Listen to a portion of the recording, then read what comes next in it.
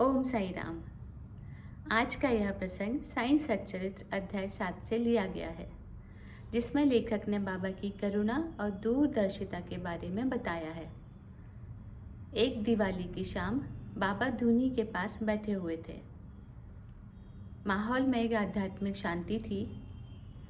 बाबा धूनी के पास बैठे हुए धूनी की गर्माहट के साथ अपने भक्तों की भलाई के बारे में सोच रहे थे। तभी अचानक उन्होंने अपना हाथ धुनी में डाल दिया। वहाँ बैठे भक्तों को बहुत आश्चर्य हुआ। माधवराव देशपांडे ने बड़े आदर के साथ पूछा, बाबा यह आपने क्या किया? आपने अपना हाथ क्यों जला दिया? बाबा ने कहा, मुझे मेरा हाथ जल जाने का अफसोस नहीं है, लेकिन मुझे खुशी है एक निर्दोष बच्चे की जान बच गई।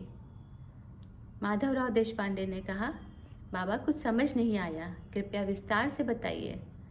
बाबा ने उन्हें बताया, वहाँ से कुछ दूरी पर एक लोहारिन अपने बच्चे के साथ चूल्हे के पास बैठी हुई थी।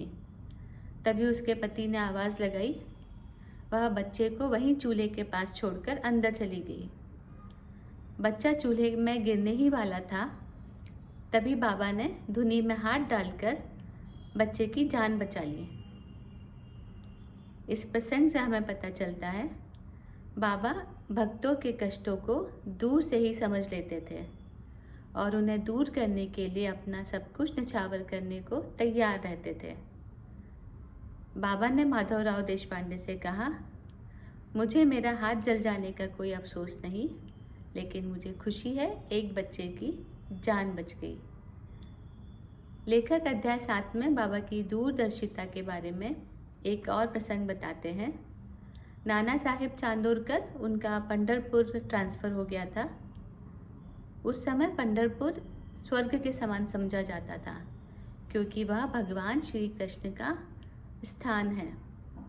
जब नाना साहिब को यह पता चला कि उनका ट्रांसफ़र पंढरपुर हो गया है, उन्होंने सोचा मैं शिरडी जाऊंगा बाबा से आज्ञा प्राप्त करने। बाबा से मिलकर मैं पंढरपुर जाऊंगा। वो तुरंत शिरडी के लिए रवाना हो गए।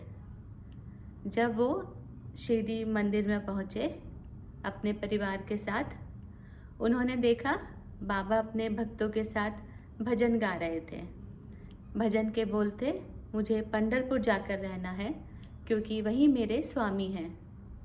अब यह कहने की आवश्यकता नहीं कि बाबा को सब कुछ पहले से ही विदित था। बाबा को सब कुछ पहले से ही ज्ञात था।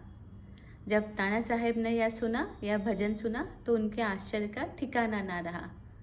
उन्होंने बाबा से पंढरपुर आने के लिए प्रार्थना की। वहाँ बैठे भक्तों ने बताया, बाबा तो पहले से ही पंढरपुर वास के भाव में हैं। इन प्रसंग से हमें पता चलता है, बाबा दूर से ही भक्तों के बारे में सब कुछ जान लेते थे और उनकी सहायता करते थे, उन्हें बहुत प्रेम करते थे। ओम साई राम।